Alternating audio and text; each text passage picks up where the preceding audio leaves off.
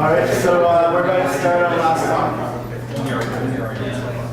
So our last presenter today is Diego Martinez, and he's come all the way from Mac. So, and he's going to be talking about improving image registration in head and neck. Hi everyone, I'm Diego. And last year, between January and August, I was lucky enough to work at Prince Margaret Hospital with Dr. Robert PhUnC on improving, as I said, image registration in treatment of head and neck cancer. So in the development of treatment of chemotherapy and of radiation treatments for cancer, the precision in the delivery of the dose to the tumor has improved to millimeter precision. So now, whenever someone has a tumor, it's very accurate to actually deliver treatment to that tumor. But now that's made the weakest step in this entire process of someone having a tumor in the head and neck and then getting the treatment, the weakest process now actually determining how large the tumor is. So before, what would happen would be you would have an endoscopy and they would look into the throat, and then they'd also take a CT scan. And then an oncologist would take the images from the CT scan and the images from the endoscopy and then try and piece it together and determine the size of the tumor. And to this end, we've developed a technology, a platform, GTX-Eyes, which was developed to kind of improve this and to allow for better guided radiation therapy. So the tools that I used in this case, because the head and neck is such a flexible area, we had to use a flexible tracker, which you can see here, kind of compared to a pencil. And we put that inside of one of the endoscopes. So flexible endoscope, which are able to bring down the nose and the mouth. And this is a warning for everyone. The next slides, kind of to end, have medical images of the head and neck and of tumors. So this is your forewarning.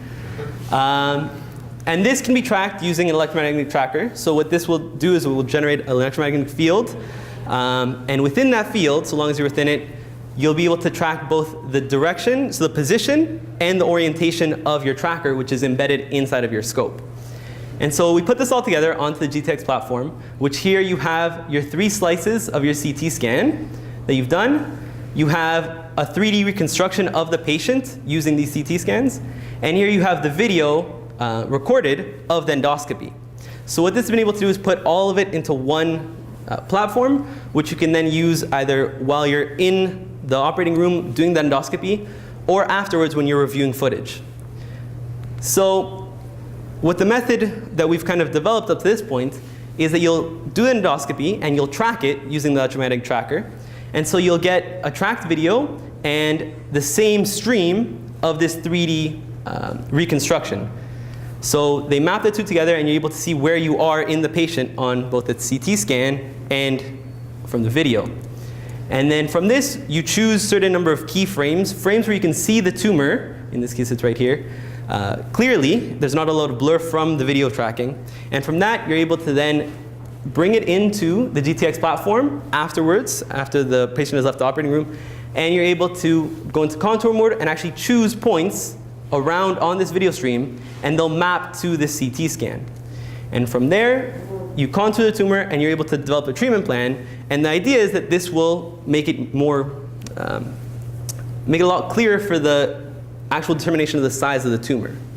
So here you see a nice example of why this is important. In a lot of tumors, especially in the head and neck, where there's a lot of surface lesions, you don't actually see a lot of it appear on the CT scan, depending on what, on how it's done. So because of this, you don't you're not actually able to see exactly from the CT scan itself what the size of the tumor is. And in red here, you can see what an oncologist has determined was the size of the tumor. And in the yellow here, you see, using this contouring method, what the actual more real size of the tumor was. So what happens is the oncologist knows that they're not perfect. So they add a margin of this of about 5 millimeters to make sure that they kind of overradiate the area and make sure they get all of the tumor. And using this method, it's hopeful that we can reduce that. Even however much we can reduce it already benefits because you're not overrating the area and you're not causing more damage than needs to be done. However, the issue is when you actually have someone in the operating room, when they go and they have the CT scan done, and then in between the time when you do the CT scan to get the 3D image and the time when you actually do this endoscopy, the person will breathe, they're going to shift, they're going to swallow, and your images won't be exactly aligned. So what happens is this right here is not exactly mapped to what the CT scan was from when you took it.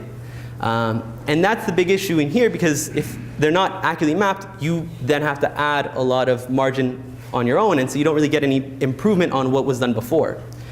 So to this end, my project was mainly focused on taking these keyframes that were chosen in the original pathway, and then taking those keyframes and optimizing them using statistical analysis of the images between the CT scan and the real video, and then optimizing them and creating an offset for where the camera should be. So the camera is somewhere, but it doesn't give you the exact right view.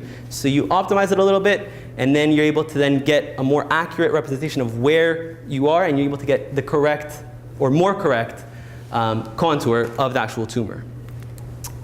So this was done in C++ using a visualization toolkit, which is able to handle these CT images. So what's done is you bring in the CT scan, and then you bring in the images that you want, the keyframes, and then what it'll do is it'll move in the 6 degrees of freedom. So it'll translate it in the X, Y, and Z, and then also rotate the image in the X, Y, and Z, and measure the two images and compare how similar they are, and until you get kind of your maximum. And then we take this as being the more accurate representation of where the camera is. And so the testing that I did was on using different metrics, so mutual information, or comparing the probability that you'll find the same pixel intensity on one image to the other, just in perspective of everything else. So how probable it is that you're at the right position. Another one was normalized cross-correlation, so just comparing directly the pixels from one to the other, and how different they are, and trying to determine, well, on a normalization from the brightest to the least bright pixel, and then trying to compare that and figure out where you are. And the last one is using a similarity of gradients, so taking a gradient of the image similar to an edge detection, and then comparing those new images, the edge detected images of both, using those to then find out exactly when you match. So here is kind of an example of how it's done, just in one dimension for an example. So here we moved along the x-axis from 15 millimeters in one direction to 15 millimeters in the other direction. And so this is the real image here, and we compared it with this virtual image using the mutual information, a weighted version of it, just to try and reduce the noise from the light. And we see here that you do find a peak, and obviously there's a lot of noise throughout, so that's one of the other things that we tried to figure out later on. But you're able to see that you do find a peak when they are most matching. And we test this for all of the 3 different, or the 4 different metrics that we used, and then we can compare them on, here we have the millimeters and degrees, so millimeters in this case and degrees in this case, of the offset, and what the full width half max was. So just determining how wide our spread is. And that way we can kind of see, well, which one is most accurate at picking it out, right? So if you're off, well, you want the value to be very low, the similarity between the two. But if it's very dead center, you want it to be very sharp. And that helps us to find it more quickly and more accurately. So we're able to find that weighted mutual information generally did better in both of these. So as I said, weighted mutual information is just the mutual information of before, so a probability-wise comparison. But just removing kind of these light areas where there's not much detail and there's just a lot of brightness, which really added a lot of noise to the comparison. And you can see here the kind of the comparison between the weighted mutual information and the original. So this was one of the first tests that we did. And this was kind of to determine exactly what metric we wanted to use. And once we did that, the next step was improving the efficiency. So as it is right now, this method works to kind of get a better representation of where we are. But what happens is you go into the operating room, you have the CT scan done, you have the endoscopy done, and then when you come out, you then have to process these images outside of the operating room, outside of the hospital, and then find the exact offsets for each of the different key frames. But if we're able to speed up this process of matching and improving the image registration so you get the right matching of the two, well, we'll hopefully be able to bring it down from hours to 10, 15 minutes. And that way you're able to then continue on and immediately start your treatment instead of having to wait to leave and then figure out exactly what our treatment plan is going to be based on where the tumor actually is.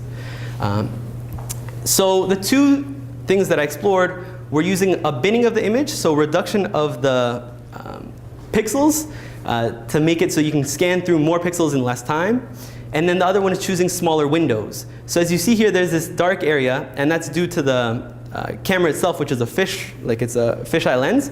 So we have to kind of adjust for that and make it so it's more of a realistic image. And that gives you these dark areas where there's not really anything. So we have to choose a window, which we're going to optimize over the pixels.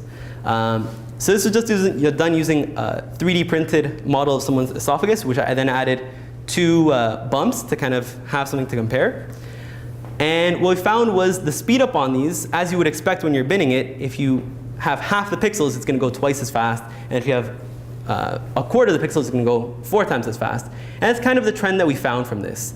And then from there, we were able to compare, well, how does choosing a smaller window go? So if you have the same resolution image, if you choose a large window versus choosing a smaller window, you'd expect that as you go through, the 2 images will you'll have a linearly faster like run through when you have a smaller window. And that is kind of what we found, but we did find that at the end it kind of evens out, and that's due to the fact that there is the time between transitions from one frame to the next frame of your key images or when you're adjusting. So we did find that it kind of does slow down because you have to load up the actual CT scan image. And what we were able to compare is at a similar point when the time per iteration is the same per pixel, what do we kind of get? So we've noticed that in the full resolution image, we have to choose a very small window where we don't get that much detail. Whereas by even binning it halfway, so doing a half binning, we're able to get much more of the image in, and we're able to compare it a lot more of the image. So through this, we were able to develop some new methods for how this will go on in the future. So one of the issues that we had when we were doing this entire process was that if you have an area where there's a lot of detail, so it's kind of cut off, but in the image here, you have a lot of detail from the actual, this is a 3D printed esophagus in this case. You have a lot of detail from the actual surface, and you have this glottis here, which you're able to compare, and there's a lot of features there. But in areas where there's a lot of white light and there's not really much going on, you don't get as good of a comparison, and the registration is not accurate. Same thing in this case where there's a lot of dark space and there's not really a lot going on. There's a lot of light at the top. So we found that we need to find a way to really choose our area carefully, where we find areas that have a lot of detail and a lot of things that we can actually optimize over. So overall, using this GTXI software, we're able to contour the tumor and improve the target registration. And then this is done using the GTXIs, and an external program was developed to try to do this optimization and improve the image registration so that it's perfectly aligned, or more perfectly aligned. And then in the future, the goal is to have under a 2 millimeter range that we have to add on afterwards.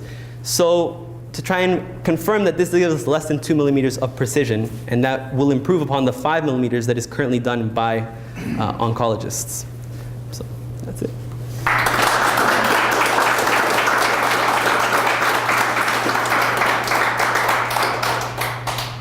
So we're going to try and keep it to a 30-question maximum.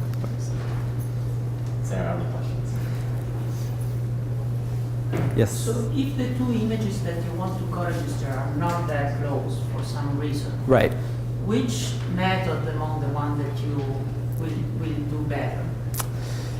Are you talking in terms of like they're misregistered by a large distance, or they're just not very similar at all? No, Like, they are misregistered. so if they're misregistered, it seems that the weighted mutual information, whether you're talking about a close distance or a far distance, it does seem like it performs the best. Although it would seem that if you have like a wide or full width half max, it'll catch more from side to side. But we did notice that even in cases where you are off maybe 3 or 4 millimeters, the weighted mutual information did actually still perform better than the others. So it's still, that's something else that we kind of need to adjust for right now manually. Sometimes if you're very far off, even in the range that you choose, so let's say you're choosing 3 millimeters in either direction to scan over, sometimes that doesn't even catch inside the range. So in some cases you have to do a manual first, bring it somewhere roughly inside, and then do this weighted mutual information. But that's one of the things that we're trying to explore, whether or not we should do a 2-step process where we have some metric which brings us in the general range, and then using a more fine process like the weighted mutual information to get us closer in. So that's other things that need to be explored for that.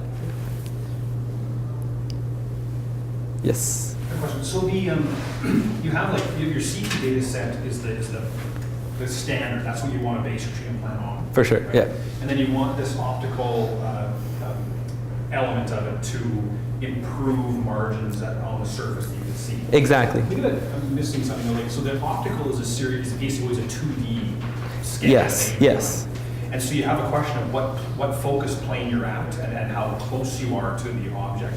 How do you, was it that you used the optical to create a 3D model Yes. and then you link those up? Or were you trying to link up individual image planes with a 3D data set? That's actually one of the kind of the basis of the whole thing, where you're taking this 2D image and then you have to, like choosing points on the image, you don't know, well, what's the depth of those points. And I think that's one of the things that we tried to improve on with actual image technology. So by making sure that when we have, when we first get the cameras, the scopes, to actually optimize the fisheye, the distortion, right? To correct the distortion in a way that we're able to actually see the depth of it a little bit more. So that's one thing. Mapping it to 3D is kind of the first step before all of this, because you have to have some kind of sense of the depth.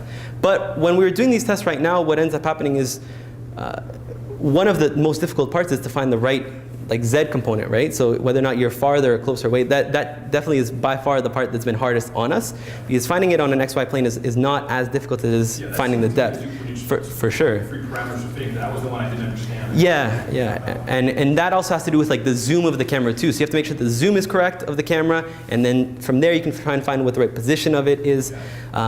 Yeah, but the 2D to 3D mapping, that is the one where you lose the most detail from what I've seen. So that's kind of one of the bigger issues that we want to ensure that we're not going too far in or out. So that part was sort of done, and that's just maybe a separate box. What you were doing was, once you have that, let's say, figured out, Exactly. whatever Yeah. extent, then you're looking at 2D cases, where okay, now you have your... Exactly. Yeah, and so when you're choosing points on the real image, it's just directly mapping to, well, if you look at so if you look, for example, let's choose the good one here. So let's say you're looking at like this point here, and you choose this point, like the tip of the glottis here. Let's say you're contouring that.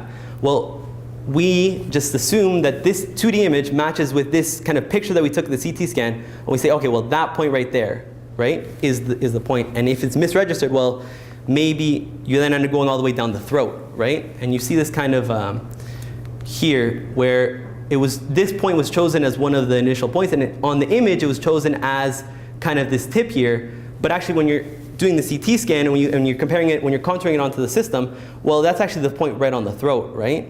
So that's one of the details that we need to work out on, and finding the right exact zoom. So when you choose the points on a 2D scale, it'll map properly to the 3D image. So.